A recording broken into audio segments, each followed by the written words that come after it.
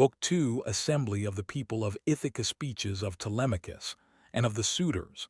Telemachus makes his propositions, and starts for Pylos with Minerva disguised as Mentor.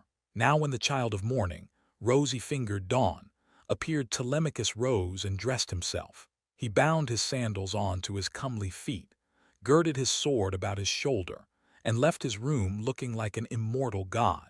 He at once sent the criers round to call the people in assembly. So they called them, and the people gathered thereon. Then, when they were got together, he went to the place of assembly, spear in hand, not alone, for his 2 hounds went with him. Minerva endowed him with a presence of such divine comeliness that all marveled at him as he went by. And when he took his place in his father's seat, even the oldest counselors made way for him. Odysseus, a man bent double with age, and of infinite experience, was the first to speak. His son Antiphus had gone with Ulysses to Ilius, land of noble steeds, but the savage Cyclops had killed him when they were all shut up in the cave, and had cooked his last dinner for him. He had 3 sons left, of whom 2 still worked on their father's land, while the third, Eurynomus, was one of the suitors. Nevertheless, their father could not get over the loss of Antiphus, and was still weeping for him when he began his speech. "Men of Ithaca," he said, "hear my words. From the day Ulysses left us there has been no meeting of our counselors until now. Who then can it be, whether old or young, that finds it so necessary to convene us? Has he got wind of some host approaching, and does he wish to warn us, or would he speak upon some other matter of public moment? I am sure he is an excellent person, and I hope Jove will grant him his heart's desire." Telemachus took this speech as of good omen and rose at once, for he was bursting with what he had to say. He stood in the middle of the assembly, and the good herald Pisner brought him his staff. Then turning to Odysseus, "Sir," said he, "it is I, as you will shortly learn, who have convened you, for it is I who am the most aggrieved. I have not got wind of any host approaching about which I would warn you, nor is there any matter of public moment on which I would speak. My grievance is purely personal, and turns on 2 great misfortunes which have fallen upon my house. The first of these is the loss of my excellent father, who was chief among all you here present, and was like a father to every one of you. The second is much more serious, and ere long will be the utter ruin of my estate. The sons of all the chief men among you are pestering my mother to marry them against her will. They are afraid to go to her father Icarius, asking him to choose the one he likes best, and to provide marriage gifts for his daughter. But day by day they keep hanging about my father's house, sacrificing our oxen, sheep, and fat goats for their banquets, and never giving so much as a thought to the quantity of wine they drink. No estate can stand such recklessness. We have now no Ulysses to ward off harm from our doors, and I cannot hold my own against them. I shall never all my days be as good a man as he was. Still, I would indeed defend myself if I had power to do so, for I cannot stand such treatment any longer. My house is being disgraced and ruined. Have respect, therefore, to your own consciences and to public opinion. Fear, too, the wrath of heaven, lest the gods should be displeased and turn upon you. I pray you by Jove and Themis, who is the beginning and the end of counsels, hold back, my friends, and leave me single-handed, unless it be that my brave father Ulysses did some wrong to the Achaeans which you would now avenge on me, by aiding and abetting these suitors. Moreover, if I am to be eaten out of house and home at all, I had rather you did the eating yourselves, for I could then take action against you to some purpose, and serve you with notices from house to house till I got paid in full, whereas now I have no remedy." With this Telemachus dashed his staff to the ground and burst into tears. Every one was very sorry for him, but they all sat still, and no one ventured to make him an angry answer, save only Antinous, who spoke thus: "Telemachus, insolent braggart that you are, how dare you try to throw the blame upon us suitors? It is your mother's fault, not ours, for she is a very artful woman. This 3 years past, and close on 4, she had been driving us out of our minds, by encouraging each one of us, and sending him messages without meaning one word of what she says. And then there was that other trick she played us. She set up a great tambour frame in her room and began to work on an enormous piece of fine needlework. "Sweethearts," said she, "Ulysses is indeed dead. Still do not press me to marry again immediately. Wait, for I would not have skill in needlework perish unrecorded, till I have completed a pall for the hero Laertes, to be in readiness against the time when death shall take him. He is very rich, and the women of the place will talk if he is laid out without a pall." This was what she said, and we assented, whereon we could see her working on her great web all day long, but at night she would unpick the stitches again by torchlight. She fooled us in this way for 3 years, and we never found her out. But as time wore on and she was now in her 4th year, one of her maids who knew what she was doing told us, and we caught her in the act of undoing her work, so she had to finish it whether she would or no. The suitors, therefore, make you this answer, that both you and the Achaeans may understand. Send your mother away, and bid her marry the man of her own and of her father's choice. For I do not know what will happen if she goes on plaguing us much longer with the heirs. She gives herself on the score of the accomplishments Minerva has taught her, and because she is so clever. We never yet heard of such a woman. We know all about Tyro, Alcmena, Mycene, and the famous women of old, but they were nothing to your mother, any one of them.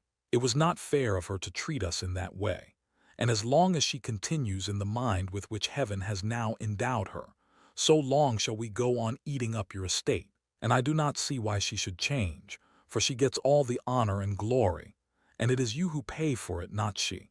Understand, then, that we will not go back to our lands, neither here nor elsewhere, till she has made her choice and married someone or other of us."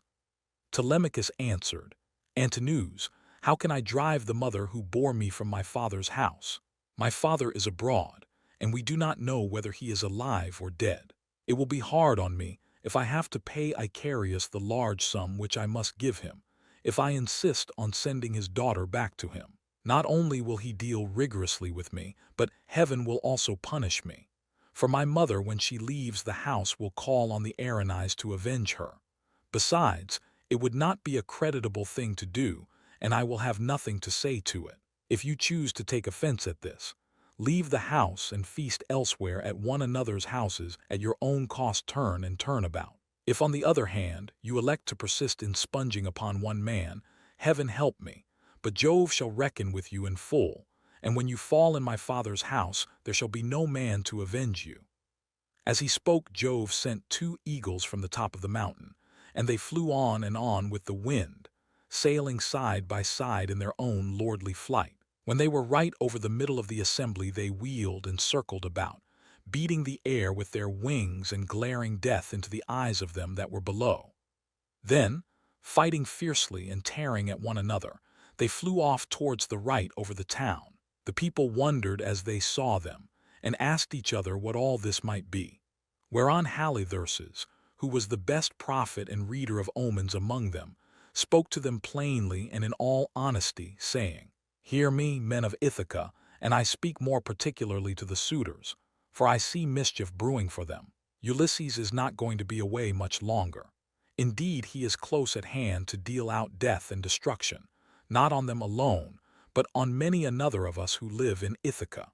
Let us then be wise in time, and put a stop to this wickedness before he comes. Let the suitors do so of their own accord. It will be better for them, for I am not prophesying without due knowledge. Everything has happened to Ulysses as I foretold when the Argives set out for Troy, and he with them. I said that after going through much hardship and losing all his men, he should come home again in the 20th year, and that no one would know him. And now all this is coming true." Eurymachus, son of Polybus, then said, "Go home, old man, and prophesy to your own children, or it may be worse for them. I can read these omens myself much better than you can. Birds are always flying about in the sunshine somewhere or other, but they seldom mean anything. Ulysses has died in a far country, and it is a pity you are not dead along with him, instead of prating here about omens and adding fuel to the anger of Telemachus, which is fierce enough as it is. I suppose you think he will give you something for your family, but I tell you, and it shall surely be, when an old man like you, who should know better, talks a young one over till he becomes troublesome. In the first place, his young friend will only fare so much the worse. He will take nothing by it, for the suitors will prevent this.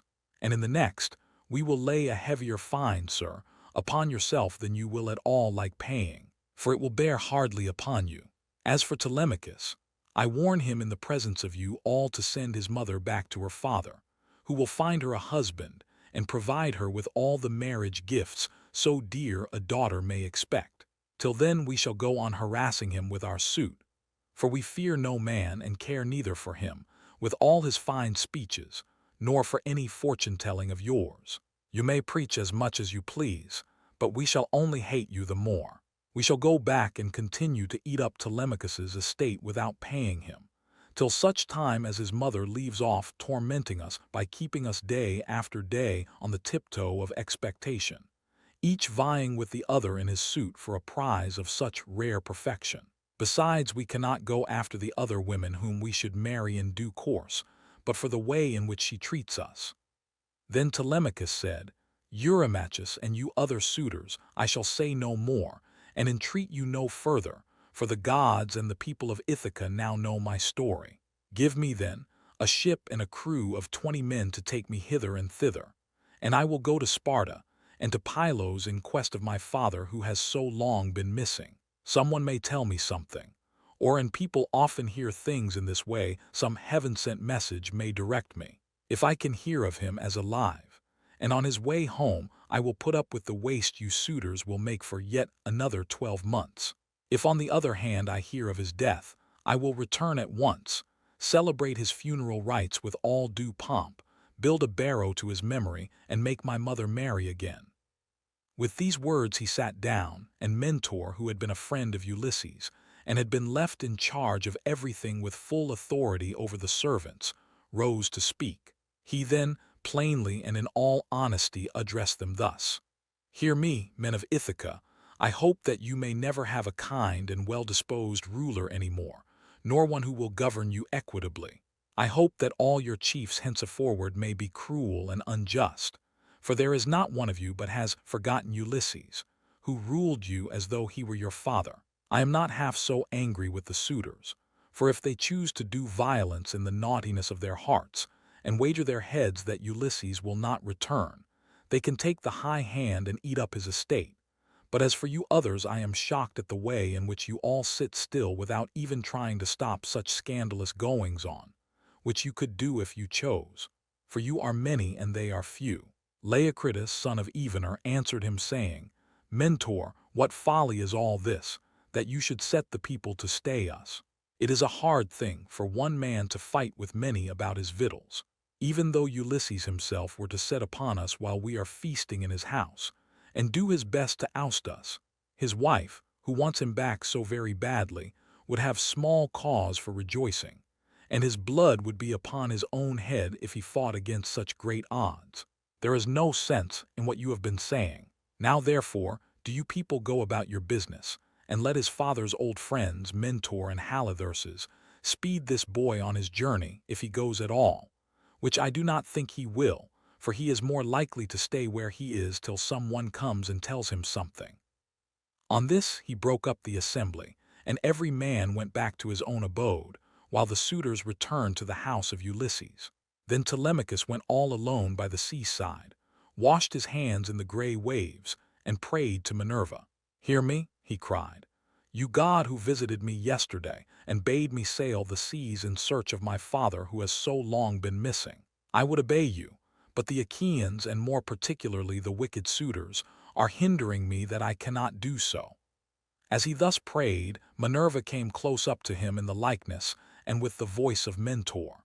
Telemachus, said she, if you are made of the same stuff as your father, you will be neither fool nor coward henceforward, for Ulysses never broke his word nor left his work half done. If then you take after him, your voyage will not be fruitless. But unless you have the blood of Ulysses and of Penelope in your veins, I see no likelihood of your succeeding. Sons are seldom as good men as their fathers. They are generally worse, not better. Still, as you are not going to be either fool or coward henceforward, and are not entirely without some share of your father's wise discernment, I look with hope upon your undertaking. But mind you never make common cause with any of those foolish suitors, for they have neither sense nor virtue, and give no thought to death and to the doom that will shortly fall on one and all of them, so that they shall perish on the same day. As for your voyage, it shall not be long delayed. Your father was such an old friend of mine that I will find you a ship, and will come with you myself. Now, however, return home and go about among the suitors. Begin getting provisions ready for your voyage. See everything well stowed, the wine in jars and the barley meal, which is the staff of life, in leathern bags, while I go round the town and beat up volunteers at once. There are many ships in Ithaca, both old and new. I will run my eye over them for you and will choose the best. We will get her ready and will put out to sea without delay." Thus spoke Minerva, daughter of Jove, and Telemachus lost no time in doing as the goddess told him. He went moodily home, and found the suitors flaying goats and singeing pigs in the outer court. Antinous came up to him at once and laughed as he took his hand in his own, saying, "Telemachus, my fine fire-eater, bear no more ill blood neither in word nor deed, but eat and drink with us as you used to do. The Achaeans will find you in everything, a ship and a picked crew to boot, so that you can set sail for Pylos at once and get news of your noble father." "Antinous," answered Telemachus, "I cannot eat in peace, nor take pleasure of any kind with such men as you are. Was it not enough that you should waste so much good property of mine, while I was yet a boy? Now that I am older and know more about it, I am also stronger, and whether here among this people, or by going to Pylos, I will do you all the harm I can. I shall go, and my going will not be in vain, though, thanks to you suitors, I have neither ship nor crew of my own, and must be passenger, not captain." As he spoke, he snatched his hand from that of Antinous. Meanwhile the others went on getting dinner ready about the buildings, jeering at him tauntingly as they did so. "Telemachus," said one youngster, "means to be the death of us. I suppose he thinks he can bring friends to help him from Pylos, or again from Sparta, where he seems bent on going. Or will he go to Ephyra as well, for poison to put in our wine and kill us?" Another said, "Perhaps if Telemachus goes on board ship, he will be like his father and perish far from his friends. In this case we should have plenty to do, for we could then divide up his property amongst us. As for the house, we can let his mother and the man who marries her have that." This was how they talked. But Telemachus went down into the lofty and spacious storeroom, where his father's treasure of gold and bronze lay heaped up upon the floor, and where the linen and spare clothes were kept in open chests. Here, too, there was a store of fragrant olive oil, while casks of old, well-ripened wine, unblended and fit for a god to drink, were ranged against the wall in case Ulysses should come home again after all. The room was closed with well-made doors opening in the middle. Moreover, the faithful old housekeeper Euryclea, daughter of Ops the son of Pisner, was in charge of everything both night and day. Telemachus called her to the storeroom and said, "Nurse, draw me off some of the best wine you have, after what you are keeping for my father's own drinking, in case, poor man, he should escape death and find his way home again after all. Let me have 12 jars, and see that they all have lids. Also fill me some well-sewn leathern bags with barley meal, about 20 measures in all. Get these things put together at once, and say nothing about it.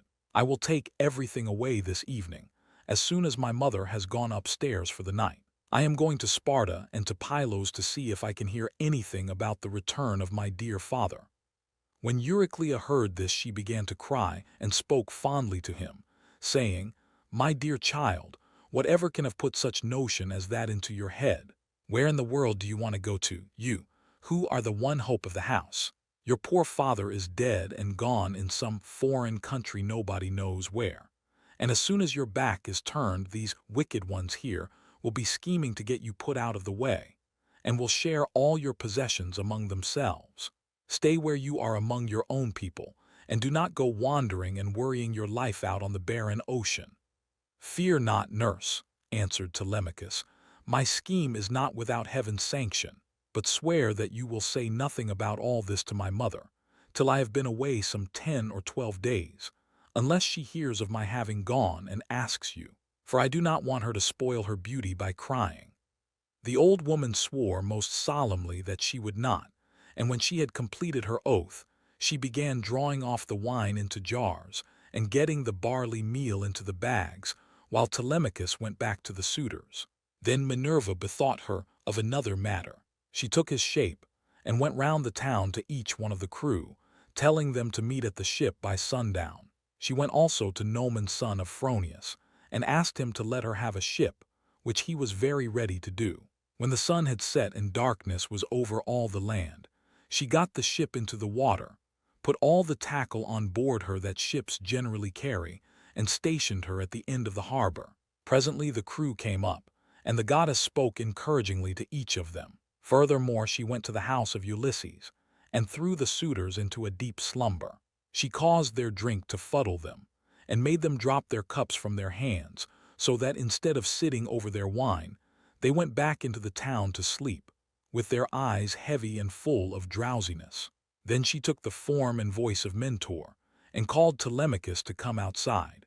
"Telemachus," said she, "the men are on board and at their oars, waiting for you to give your orders, so make haste and let us be off." On this she led the way, while Telemachus followed in her steps. When they got to the ship, they found the crew waiting by the water side, and Telemachus said, "Now, my men, help me to get the stores on board. They are all put together in the cloister, and my mother does not know anything about it, nor any of the maid servants except one." With these words he led the way, and the others followed after. When they had brought the things as he told them, Telemachus went on board, Minerva going before him and taking her seat in the stern of the vessel, while Telemachus sat beside her. Then the men loosed the hawsers and took their places on the benches. Minerva sent them a fair wind from the west, that whistled over the deep blue waves, whereon Telemachus told them to catch hold of the ropes and hoist sail. And they did as he told them. They set the mast in its socket in the cross-plank, raised it, and made it fast with the forestays. Then they hoisted their white sails aloft with ropes of twisted ox hide. As the sail bellied out with the wind, the ship flew through the deep blue water, and the foam hissed against her bows as she sped onward. Then they made all fast throughout the ship, filled the mixing bowls to the brim, and made drink offerings to the immortal gods that are from everlasting, but more particularly to the gray-eyed daughter of Jove. Thus, then, the ship sped on her way through the watches of the night from dark till dawn.